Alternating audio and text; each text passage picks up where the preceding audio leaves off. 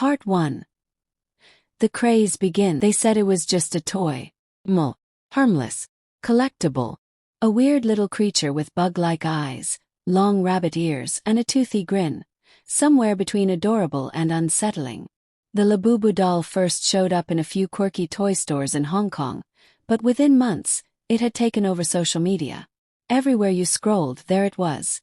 Held in manicured hands on Instagram, posed next to lattes, sitting on messy desks in viral TikToks. People weren't just buying one. They were collecting every version. Pink Labubu. Pirate Labubu. Glow-in-the-dark Labubu.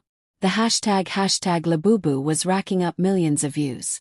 The internet called it cute chaos. But to me there was something off. Something about its grin. It was too wide. Too knowing. I first noticed the craze when my younger cousin, Miriam, begged me for one.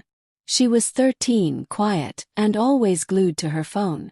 Her birthday was coming up, so I ordered a Labubu doll from an online shop. When the box showed up, the packaging looked perfect. Bright colors, cheerful slogans, and one strange little line printed on the side in shiny gold letters. Once they're yours, they'll never leave. I figured it was just a marketing gimmick. Miriam's reaction was instant. She was obsessed. She took the doll everywhere, to school, to dinner, even propping it up on her nightstand before bed. "It's my lucky charm," she said. But within a week, she started acting different. Began with small things. She'd laugh at jokes no one told. Whisper to herself when she thought she was alone. Her room started to smell faintly metallic, like wet pennies. One night, I heard her talking in a low, sing-song voice. "Yes, I'll tell them soon. Yes, I know you're hungry." I knocked on her door, pretending I needed to borrow her charger. She was sitting cross-legged on the bed, Labubu in her lap, staring at the wall. Her eyes were wide, unblinking. She smiled at me and said, "It doesn't like being interrupted." I laughed it off, thinking she was just trying to creep me out. But her voice, it didn't sound like her. That's when I started looking into the toy. The more I searched, the weirder it got. Buried between the flood of cute unboxing videos were disturbing posts, blurry photos, panicked captions, and warnings about strange behavior.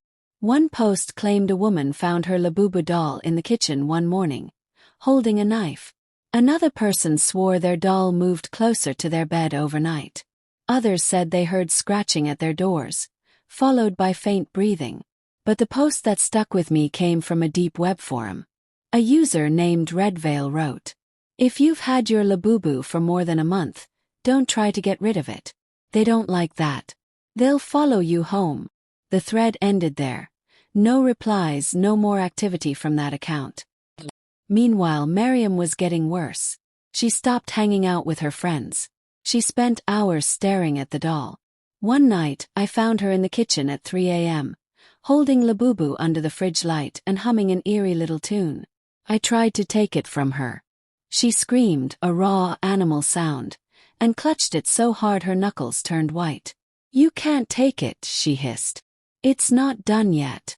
I backed away, unsettled. That night, I lay in bed, wide awake, listening to faint scratching sounds from the wall between our rooms. The next morning, Miriam was gone. Her bed was neatly made. Labubu sitting perfectly on the pillow. No note. No sign of a break-in. The police got involved, but there was nothing to go on. The last security camera footage showed her walking down the street at 2:14 a.m. holding the doll. That was the last time anyone saw her. I decided to dig deeper, not just into the hype, but into where these dolls actually came from. The trail led me to a factory on the industrial edge of Hong Kong. It used to make generic plush toys, but now it produced only Labubu dolls. The official website claimed the design was inspired by a playful forest spirit. But I found an old newspaper article with a different story. It mentioned a woman named Mei Lin, a senior painter who hand-detailed the first prototypes. She was quiet, superstitious, always muttering prayers while she worked. The article ended with one strange fact. Mei Lin vanished without a trace just days before the doll's official launch. I managed to track down one of her former co-workers. At first, he refused to talk, but after I paid him a small fee, he told me something I'll never forget. Mei Lin believed every Labubu was a vessel, he said. She painted the eyes last. Always the eyes. She said that's when they could see. That's when they could listen. He lowered his voice. The first dolls she painted, no one knows where they went. But people say they're the ones turning up in people's homes now. That night, I took Miriam's Labubu from her room, where the police had left it. I planned to examine it, maybe even cut it open. I set it on my desk under the lamp, grabbed a craft knife, and turned to get my gloves. When I looked back, the doll's head had turned toward me. My chest tightened. I could swear its grin was wider than before. Then, soft as a breath against my ear, I heard it. "You're next." The first warnings. After that night I couldn't sleep. Every time I closed my eyes, I imagined the doll's unblinking stare. That voice, low and breathy, still echoed in my head. "You're next." I kept telling myself it was exhaustion, that I was letting internet stories get to me. But then the scratching started. At first, it came from the closet where I'd locked the doll away. A slow, steady scrape, like something dragging its nails across the wood. I'd jolt awake, heart pounding, and it would stop. But the next night it came again, louder. By the third night, the sound wasn't coming from the closet anymore. It was coming from under my bed. I decided to get rid of it. I took the doll out the next morning, shoved it into a black trash bag, and drove to a dumpster 3 blocks away. I tossed it in, slammed the lid shut, and walked away without looking back. That night, I slept like a rock, until I woke up at 3:16 a.m. My room was freezing. The hair on my arms stood on end. Something felt off. I sat up and saw it. The doll was back. It was sitting on my desk, head tilted toward me, that awful grin stretching across its face. My stomach turned cold. I didn't hear it speak this time, but I swear its chest was moving, like it was breathing. I knew I needed answers. I went back to the deep web forum where I'd found that Red Veil post. This time I searched every thread about Labubu dolls. Most were jokes or collectors bragging about rare versions, but a few stood out, hidden in between the noise. One was from a user named Hollow Eyes. "If yours comes back after you throw it away, it's already chosen you. Don't break the eye contact too long or it will move closer. And if it ever laughs, you won't wake up." Another post linked to a video that had been taken down from most platforms. I found a low-res mirror of it. It showed a guy in his late 20s, sitting in his bedroom with a Labubu doll on the dresser behind him. The video was only a minute long. The man talked about how his doll kept shifting position when he left the room. At the 48-second mark, his phone rang and he turned to answer it. In that moment, while his back was turned, the doll moved. It didn't fall. It didn't slide. It walked 2 steps toward him. The man never posted again. The deeper I dug, the more I learned about Mei Lin. One rumor claimed she was a practitioner of something called Hunpa binding, an ancient belief that the soul could be split into multiple vessels. Another said she was obsessed with preserving her spirit after death. A translated blog post from someone who claimed to be her neighbor described seeing Mei Lin burn incense late at night, surrounded by unfinished doll heads. She'd whisper into their empty eye sockets, as if telling them secrets. A few days before she vanished, Mei Lin told her neighbor, "Soon, I'll never be alone again." I called the former factory worker again. When I told him the doll had come back on its own, he went silent for a long time. Then he said, "She marks the ones she likes. If you hear your name in the night, it's already too late. The only thing you can do is keep it in plain sight. Don't let it out of your vision." Asked why. "Because if you can't see it," he said, "you'll never see it coming." From then on, I kept the doll on my desk. It sat there day and night, its round eyes fixed on me no matter where I moved in the room. But the longer it stayed, the stranger things got. My phone would turn on by itself, camera app open, as if something was trying to take a picture. I'd hear faint tapping from inside the walls, sometimes matching my heartbeat. One night, I woke up to find it sitting on my pillow, inches from my face. My body locked up like something was pressing down on my chest. I couldn't move, couldn't scream. Its grin was inches away from mine. Then, right in my ear, I heard a soft, almost playful whisper. "She's coming for you." That was when I realized something horrifying. The doll wasn't it. The doll was just the invitation. Part 3. The Whispering Shadows. Evelyn couldn't shake the feeling that the Labubu doll was watching her. She tried to convince herself it was all in her head. The odd noises at night, the faint scratching on the walls, the fleeting shadows in the corners of her eyes. But each time she looked at that doll's crooked grin and glassy eyes, her stomach knotted tighter. One night, after tossing and turning for hours, she heard it. Soft whisper. Barely audible. Almost like a child's voice. It was coming from the dresser where she'd placed the doll. Her breath hitched. She sat up, straining to listen. The whisper grew louder.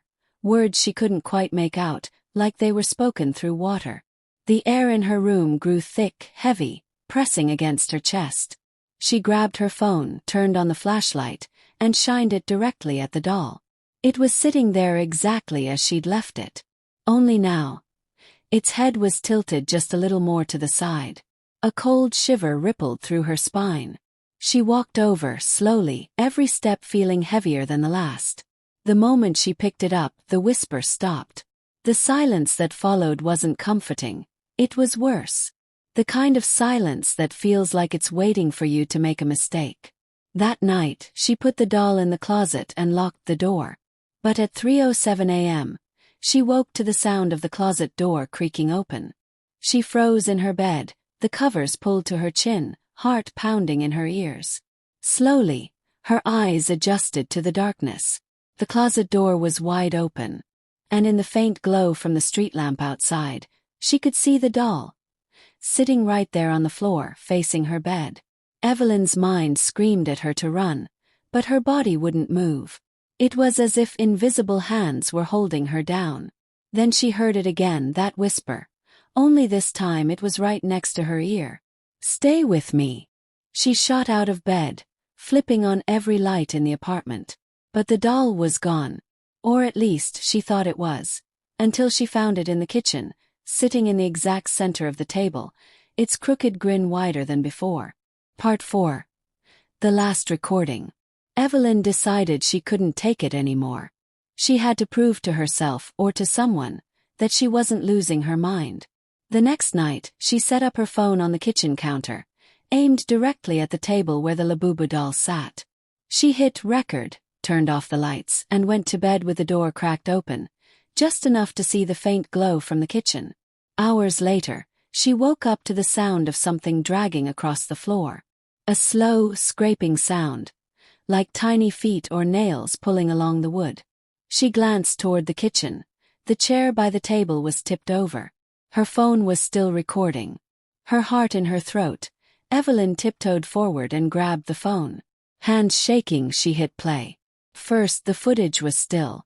Just the table, the doll, and shadows. Then, around 2:46 a.m., the doll's head turned, on its own, toward the camera. It didn't fall or jerk or tilt like a toy. It twisted, slow and deliberate. Its mouth, that crooked grin, stretched impossibly wide. And then, a sound came from the speaker. Not a child's giggle. Not the whisper she'd heard before. This was a deep, guttural voice. Something that didn't belong to any human. "Don't look away." The phone slipped from her hand and clattered to the floor. Evelyn backed into the wall, gasping for air. But when she looked back at the table, the doll wasn't there anymore. Part 5. The Last Knock. Evelyn's breath came in short, sharp bursts. She scanned the kitchen, the hallway, the dark corners of her apartment. Nothing. And a knock.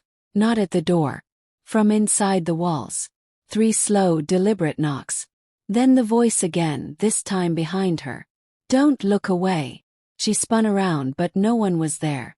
Her chest tightened, panic threatening to swallow her whole. She ran for the front door, yanking it open, only to find the doll sitting neatly on the doormat, its glassy eyes fixed on her. Something was different now. Its fur was damp, matted with what looked like blood. Evelyn grabbed it by the arm and hurled it down the stairwell. It hit the bottom with a sickening thud. But before she could slam the door, she heard it.